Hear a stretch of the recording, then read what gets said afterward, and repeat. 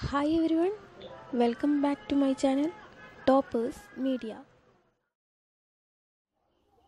To score more marks and achieve full A+, subscribe my channel Toppers Media.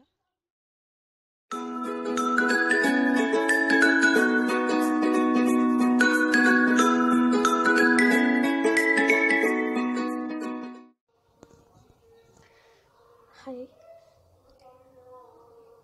നമ്മളിന്ന് discuss ചെയ്യാൻ പോകുന്നത് standard 8 ബയോളജിയിലെ first chapter ആയിട്ടുള്ള life's mysterious in little chambers എന്നുള്ള ലെസനാണ്. അതിൽ ഇമ്പോർട്ടൻ്റ് ആയിട്ടുള്ള ടോപ്പിക്സ് ഏതൊക്കെയാണെന്ന് നമുക്ക് ആദ്യം നോക്കാം. ഫസ്റ്റ് പറയുന്നത് microscope.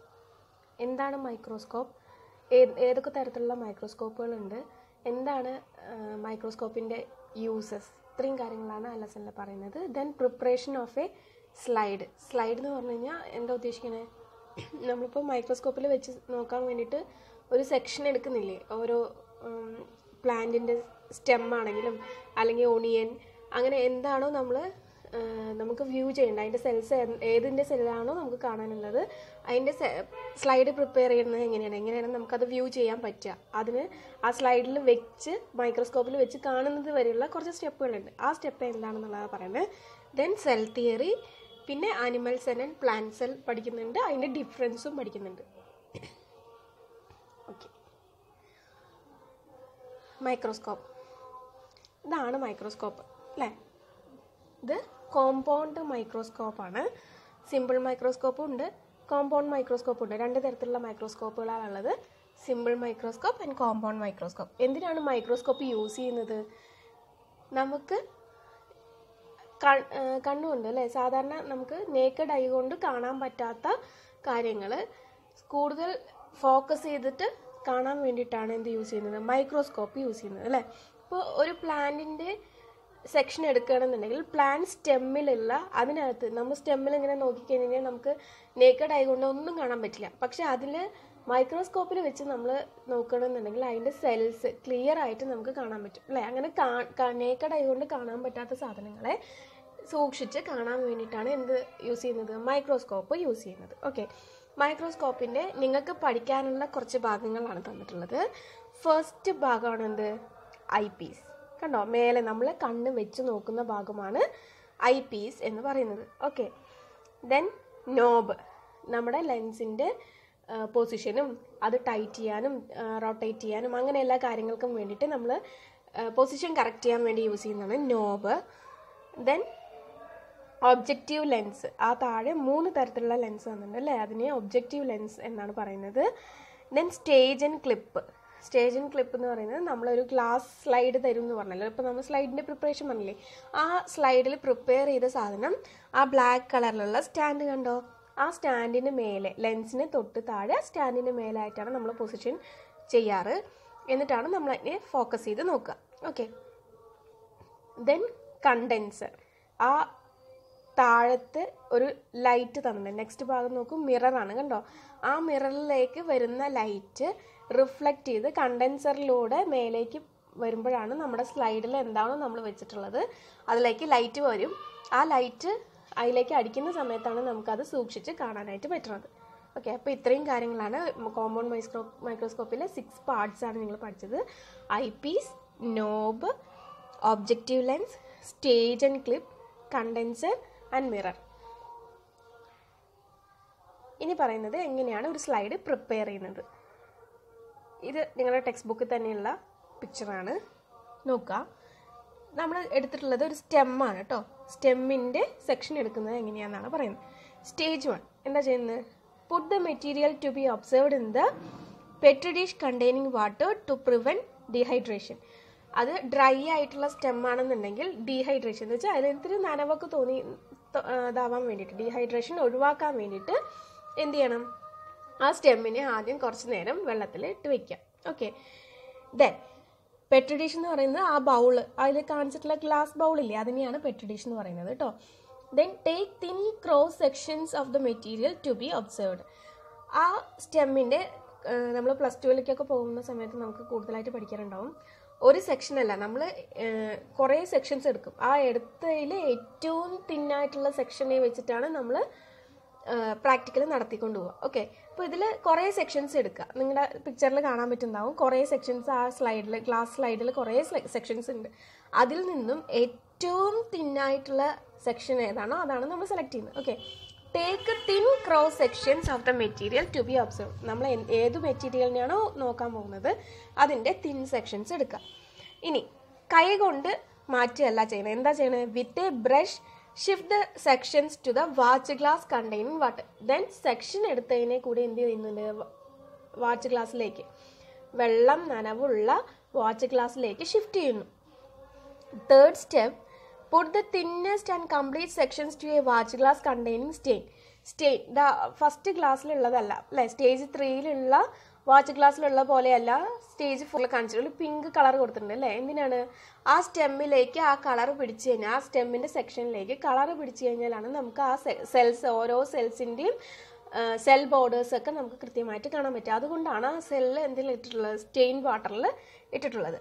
Then stage 5, add 1 or 2 drops of glycerin to the slide to prevent dehydrating up of the material. ഇനി എന്ത് ചെയ്യണം? ഏത് ഗ്ലാസ് സ്ലൈഡിലേക്കാണോ നമ്മൾ സെക്ഷൻ വെച്ച് നോക്കാൻ പോകുന്നത് ആ ഗ്ലാസ് സ്ലൈഡിലേക്ക് 2-3 ഡ്രോപ്പ് ഗ്ലിസറിൻ ആഡ് ചെയ്യുക. എന്തിനു വേണ്ടിയിട്ടാണ്? ഡീഹൈഡ്രേറ്റ് ആവാതിരിക്കാൻ, എന്ന് വെച്ചാൽ വരണ്ട് പോവാതിരിക്കാൻ വേണ്ടിയിട്ട്, നമുക്ക് ക്ലിയർ ആയിട്ട് കാണാൻ വേണ്ടിയിട്ടാണ് ഗ്ലിസറിൻ ആഡ് ചെയ്യുന്നത്. Okay, then next step stage 6 എന്ന് പറയുന്നത് wash the stained section in clean water and place it in the glycerine on the slide. ഇനി എന്ത് ചെയ്യുക? ആ സ്റ്റെയിൻ വാട്ടറിൽ ഇട്ടിരുന്ന സെക്ഷനെ എടുത്ത് വൃത്തിയായി കഴുകിയിട്ട് എന്ത് ചെയ്യുക? ഗ്ലിസറിൻ ആക്കി വെച്ചിട്ടുണ്ടായിരുന്ന വാച്ച് ഗ്ലാസ്സിലേക്ക് മാറ്റുക. Then stage 7, place A cover glass over the material using A needle in such a way that air bubbles do not pass. ഇനി എയർ ബബിൾസ് സ്റ്റെമ്മിനകത്തേക്ക് വരാതിരിക്കാൻ വേണ്ടിയിട്ട് നമ്മൾ എന്ത് ചെയ്യുന്നു? ഒരു ഗ്ലാസ്, കവർ ഗ്ലാസ് എന്ന് വെച്ചാൽ ട്രാൻസ്പെറൻ്റ് ആയിട്ടുള്ള ഒരു ഗ്ലാസ്, അതിനെയാണ് കവർ ഗ്ലാസ് എന്ന് പറയുന്നത്. ആ കവർ ഗ്ലാസ് വെച്ച് നമ്മൾ എന്ത് ചെയ്യുന്നു? ഈ സ്ലൈഡിനെ കവർ ചെയ്യുന്നു. ഓക്കെ, സ്റ്റേജ് 8 എന്താ ചെയ്യണത്? Wipe out the excess glycerine using tissue paper. ഇനി ആ സ്ലൈഡിൽ ഉണ്ടായിരുന്ന എക്സസ് ആയിട്ടുള്ള ഗ്ലിസറിൻ അല്ലേ, നമ്മൾ ചിലപ്പോൾ 2 ഡ്രോപ്സ് ഒക്കെ വെച്ച് കഴിഞ്ഞാൽ ഈ സ്റ്റെമ്മിൻ്റെ സെക്ഷൻ വെച്ച് കഴിഞ്ഞാൽ കൂടുതലായിട്ട് എക്സസ് ആയിട്ടുള്ള ഗ്ലിസറിൻ ഉണ്ടാവും. അത് എന്തുകൊണ്ട്? ടിഷ്യൂ പേപ്പർ കൊണ്ട് തുടച്ചു മാറ്റാം. ഓക്കെ, ഇത്രയും കാര്യങ്ങൾ ചെയ്ത് കഴിഞ്ഞിട്ടാണ് നമ്മൾ എന്ത് ചെയ്യുന്നത്? മൈക്രോസ്കോപ്പിലേക്ക് ആ സ്ലൈഡ് വെക്കുന്ന ഭാഗം കണ്ടിട്ടുണ്ടായിരുന്നില്ലേ നമ്മൾ പഠിച്ചത്? ഇതേ സ്റ്റേജ് ആൻഡ് ക്ലിപ്പ് എന്ന് പറയുന്ന ആ ഭാഗത്തേക്ക് ക്ലിപ്പിനെ കറക്റ്റായിട്ട് പ്ലേസ് ചെയ്ത് കൊടുക്കുന്നു. ദെൻ ലെൻസിനെ നമുക്ക് വേണ്ട രീതിയിൽ അഡ്ജസ്റ്റ് ചെയ്ത് സെൽസ് നമ്മൾ നോക്കും. ഓക്കെ, ദെൻ സെൽ തിയറി ഏറ്റവും ഇമ്പോർട്ടൻ്റ് ആയിട്ടുള്ള കാര്യമാണ്. ഈ ലെസണിൽ ഏറ്റവും ഇമ്പോർട്ടൻ്റ് ആയിട്ടുള്ള തിയറിയാണ് സെൽ തിയറി എന്ന് പറയുന്നത്. ഫസ്റ്റ് പറയുന്നത് സെൽ ആരാണ് കണ്ടുപിടിച്ചത്? Discovering the cell. സെല്ല് കണ്ടുപിടിച്ചത് റോബർട്ട് ഹൂക്ക് എന്ന സയൻറ്റിസ്റ്റാണ്. Okay, Robert Hooke was the first scientist who observed cells with the help of simple microscope. നമ്മളിപ്പോൾ ഡിസ്കസ് ചെയ്തത് കോമ്പൗണ്ട് മൈക്രോസ്കോപ്പാണ് അല്ലേ. പക്ഷേ റോബർട്ട് ഹൂക്ക് അദ്ദേഹം സിമ്പിൾ മൈക്രോസ്കോപ്പിലൂടെയാണ് സെൽസ് ഡിസ്കവർ ചെയ്തത്. He observed the section of കോക്ക് through a microscope and called the tiny chambers seen in the section called cells. അദ്ദേഹം എന്ത് ചെയ്തു? കോർക്കിൻ്റെ സെക്ഷൻ എടുത്തിട്ടാണ് പ്രാക്ടിക്കലി ചെയ്ത് നോക്കിയത്. അതിൽ നിന്നും ടൈനി ആയിട്ടുള്ള ചേമ്പേഴ്സ് കാണുകയും ആ ടൈനി ചേമ്പേഴ്സിനെ സെൽ എന്ന് പേരിട്ട് വിളിക്കുകയും ചെയ്തു. ഓക്കെ, ഇപ്പോൾ റോബർട്ട് ഹൂക്കാണ് സെല്ല് കണ്ടുപിടിച്ചത്. സെൽ എന്ന് ആദ്യം നാമകരണം ചെയ്തത് ആരെന്നെയാണ്? റോബർട്ട് ഹൂക്കാണ്. ഓക്കെ, ഇനി പറയുന്നത് നോക്കിയേ. Study of the cell is an extensive branch of science. നമ്മൾ സയൻസിൽ തന്നെ ഇപ്പോൾ ഓരോ സബ്ജക്ട്സിനും ഉണ്ടാവുമല്ലോ അല്ലേ, ഡിഫറെൻ്റ് ആയിട്ടുള്ള ബ്രാഞ്ചസ്. അതുപോലെ തന്നെ സയൻസിലുള്ള ഒരു ബ്രാഞ്ചാണ് സെൽ സ്റ്റഡീസ് കൂടി ഉണ്ട്. ആ സെൽ സ്റ്റഡീസിനെ പറയുന്ന പേര്, ആ സ്റ്റഡി ഓഫ് സെൽസിനെ പറയുന്ന പേരാണ് cell biology. Then remarkable findings that paved way for the development of cell biology were made in the middle of 19th century. ഇത് സ്റ്റാർട്ട് ചെയ്തത് 19th സെഞ്ച്വറിയിലാണ്. ഓക്കെ, ദെൻ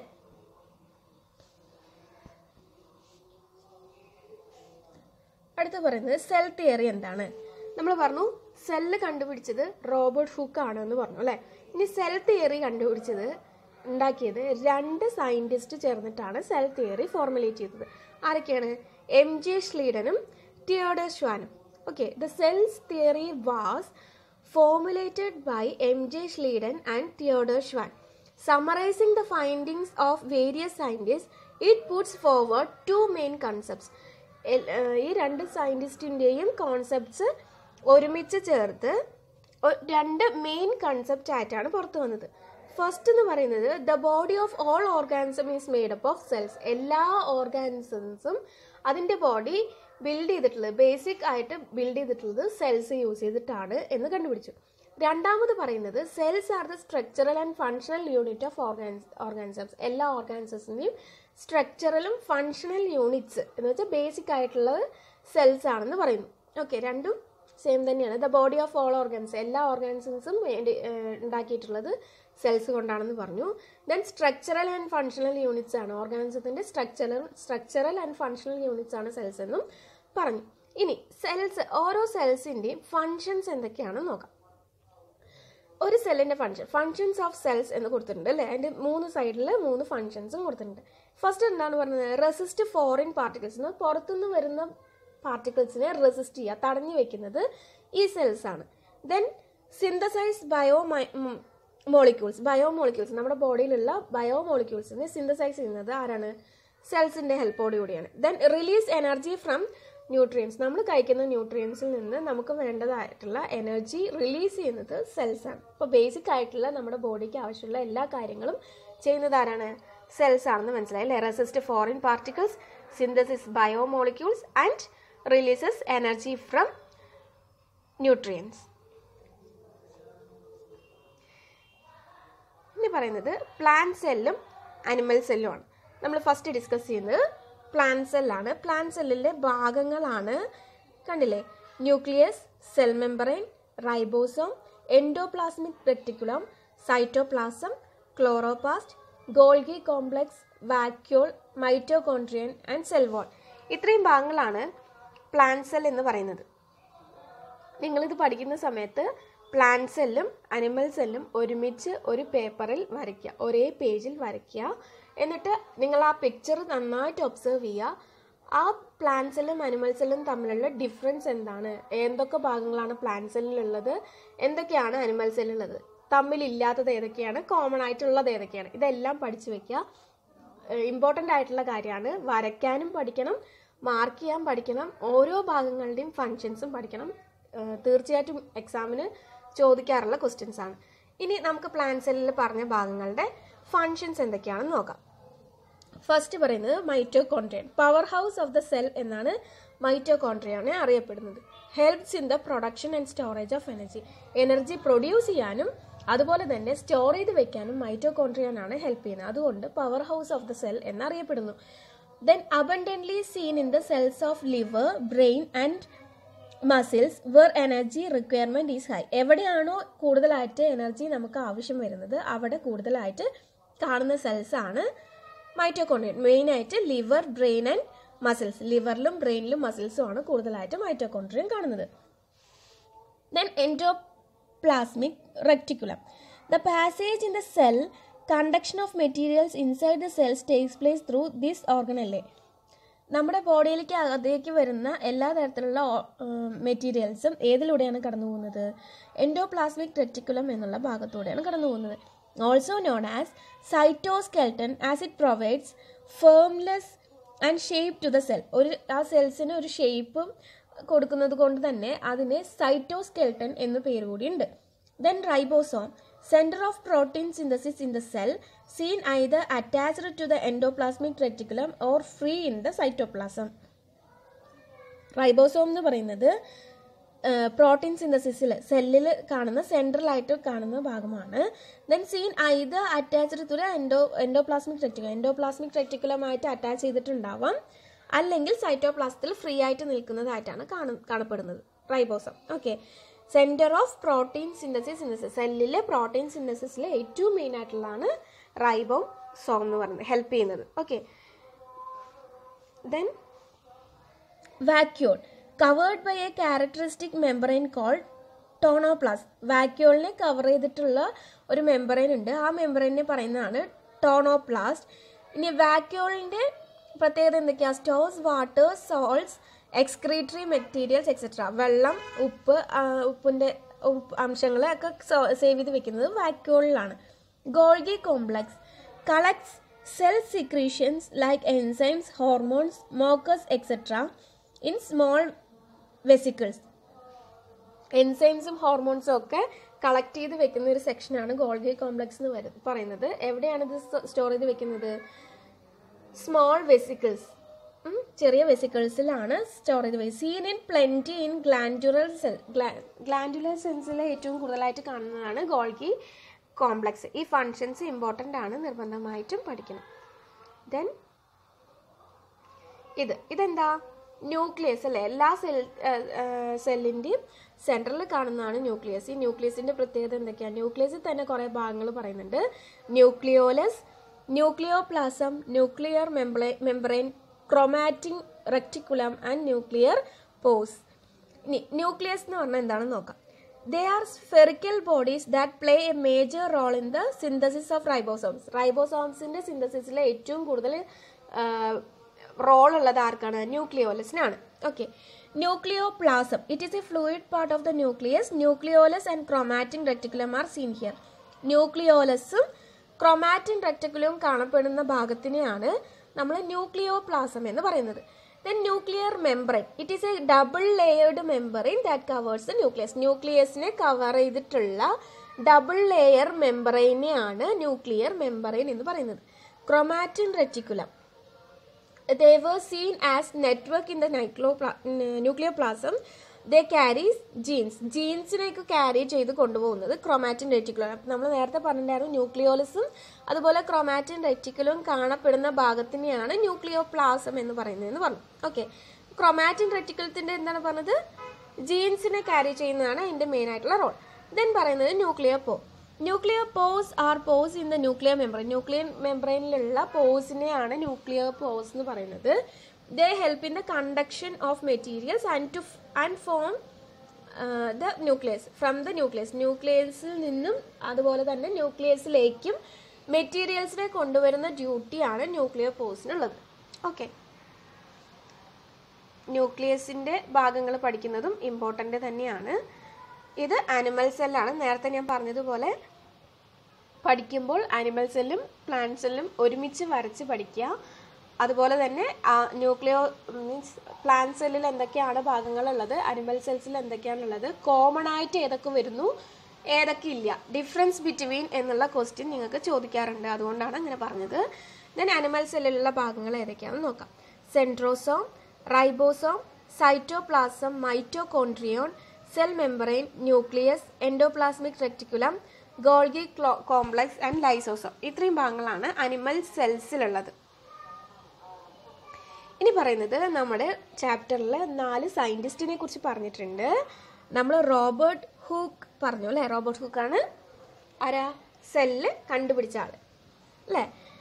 അതുപോലെ തന്നെ എം ജെ ഷ്ലീഡനും തിയോഡർ ഷ്വാൻ എന്ന് പറയുന്ന 2 സയൻറ്റിസ്റ്റാണ് cell theory കണ്ടുപിടിച്ചതെന്ന് പറഞ്ഞു.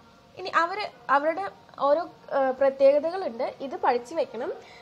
കാണുമ്പോൾ സിമ്പിളായിട്ട് തോന്നും, പക്ഷേ മാച്ച് ദ ഫോളോയിങ്ങിൽ ഏറ്റവും കൂടുതലായിട്ട് ചോദിക്കുന്ന ക്വസ്റ്റ്യൻസ് ആണ്. ഈ 4 സയൻറ്റിസ്റ്റിൻ്റെയും പേര് തരും, അവരുടെ ഡിസ്കവേർഡ് ബൈ എന്ന് പറഞ്ഞിട്ട് മറ്റേ സൈഡിൽ തരും. നിങ്ങൾക്ക് അത് മാച്ച് ചെയ്യേണ്ടതായിട്ട് വരും. അപ്പോൾ അത് 4 പഠിച്ചു വയ്ക്കുക. Robert brown discovered the centre of the cell and it is named as nucleus. Nucleus കണ്ടുപിടിച്ചത് ആരാ? റോബർട്ട് ബ്രൗൺ ആണ്. Okay. M J Schleiden found out the body of a plant is made up of cells. പ്ലാന്റ്സിൻ്റെ body made ചെയ്തിട്ടുള്ളത് cells കൊണ്ടാണെന്ന് കണ്ടുപിടിച്ചത് M J സ്ലീഡനാണ്. ഇനി animal body cells ആണ് മെയ്ഡ് ചെയ്തിരിക്കുന്നത് എന്നുള്ളത് പറയുന്നത് ആരാ? തിയോഡർ ഷ്വാൻ ആണ്. Okay. Theodor Schwann found out the body of animal is made up of cells. അപ്പോൾ അനിമൽ ബോഡി മെയ്ഡ് അപ്പ് ചെയ്തിട്ടുള്ളത് സെൽസ് കൊണ്ടാണെന്ന് കണ്ടുപിടിച്ചത് തിയോഡർ ഷ്വാനും എം ജെ സ്ലീഡൻ പറഞ്ഞത് plant cell is made up of cells എന്നാണ്. Okay. അതുപോലെ സെൽസിൻ്റെ nucleus കണ്ടുപിടിച്ചത് Robert brown. Rudolf Virchow observed dividing cells and inferred that new cells arise only from the existing cell. Existing ആയിട്ടുള്ള സെൽസിൽ നിന്ന് cells divide ചെയ്തിട്ടാണ് പുതിയ സെൽസ് ഉണ്ടാവുന്നത് എന്ന് കണ്ടുപിടിച്ചത് റുഡോൾഫ് വിർച്ചോ. ഓക്കെ, അപ്പോൾ ഈ 4 സയൻറ്റിസ്റ്റിൻ്റെയും പേരുകളും അവരെന്താണ് കണ്ടുപിടിച്ചതെന്നുള്ളതും പഠിച്ചു വയ്ക്കും. ഇനി പറയുന്നത് ഇമ്പോർട്ടൻറ്റ് ക്വസ്റ്റ്യൻസ് ആണ്. അപ്പോൾ നമ്മൾ ഓരോ ഭാഗങ്ങളും ഫസ്റ്റ് ലെസൺ നമ്മുടെ ഫിനിഷ് ചെയ്തു. ഈ ഭാഗങ്ങൾ പറഞ്ഞപ്പോൾ തന്നെ ഞാൻ പറഞ്ഞിരുന്നു ഇമ്പോർട്ടൻ്റ് ആയിട്ടുള്ള ക്വസ്റ്റ്യൻസ് എന്തൊക്കെയാണെന്ന്. നോക്കുക, പാർട്സ് ഓഫ് എ മൈക്രോസ്കോപ്പ് പഠിച്ചു വയ്ക്കുക. നമുക്കൊരു 6 പാർട്സേ പഠിക്കാൻ തന്നിട്ടുള്ളൂ. അപ്പോൾ ആ 6 പാർട്സ് വൃത്തിയായി പഠിച്ചു വയ്ക്കുക. Then difference between animal cell and plant cell, അത് ഞാൻ പറഞ്ഞിരുന്നു. അനിമൽ സെല്ലും പ്ലാന്റ് സെല്ലും പഠിക്കുമ്പോൾ ഇൻഡിവിജ്വലായിട്ട് രണ്ടും ഒരേ സിംഗിൾ പേജിൽ തന്നെ വരച്ച് പഠിക്കുക. കോമൺ ആയിട്ടുള്ള ഭാഗങ്ങളും അല്ലാത്തതും, കോമൺ ആയിട്ടുള്ളതും രണ്ടിലും ഇല്ലാത്തതായിട്ടുള്ളതും പഠിച്ചു വയ്ക്കുക. ഓരോ പാർട്സിൻ്റെയും ഫങ്ഷൻസും കൂടി പഠിച്ചു വയ്ക്കുക. നമ്മുടെ ടെക്സ്റ്റിൽ വൃത്തിയായി തന്നിട്ടുണ്ട് എല്ലാം, അല്ലേ?